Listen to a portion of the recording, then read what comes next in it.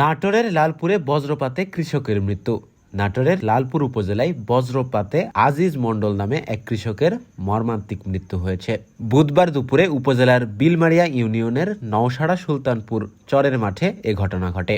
নিহত আজিজ মণ্ডল দুরদুরিয়া ইউনিয়নের নওপাড়া গ্রামের মোসলেম মণ্ডলের ছেলে। স্থানীয় সূত্রে জানা যায়, তিনি নিজ জমিতে কাজ করার সময় হঠাৎ বজ্রপাতে গুরুতর আহত হন। এতে তার শরীরের বাম পাশের বেশিরভাগ অংশ পুড়ে যায়। পরে স্থানীয়রা তাকে দ্রুত লালপুর উপজেলা স্বাস্থ্য কমপ্লেক্সে নিয়ে গেলে কর্তব্যরত চিকিৎসক শাম্মী আক্তার তাকে মৃত ঘোষণা করেন। এ বিষয়ে লালপুর থানার ভারপ্রাপ্ত কর্মকর্তা ওসি শফিকুল ইসলাম ঘটনার সত্যতা নিশ্চিত করে জানান, মরদেহ পরিবারের কাছে হস্তান্তর করা হয়েছে। আমার চাচাতো ভাই আজিজ মণ্ডল, সে চরে জমিতে পাটের জমিতে কাজ করতে গেছে। যার পরে আকাশে তো বৃষ্টি শুরু হয়ে গেছে, এর মধ্যে বৃষ্টির ডাক পড়ছে। ডাক পড়ার পরে সে ওভাবে উপরে পড়েছিল। মাঠে আরও অন্যান্য লোকজন বৃষ্টি ছেড়ে যাওয়ার পরে যখন লোকজন আসছে বা আশপাশে দেখছে আজিজের জমির মধ্যে পড়ে আছে।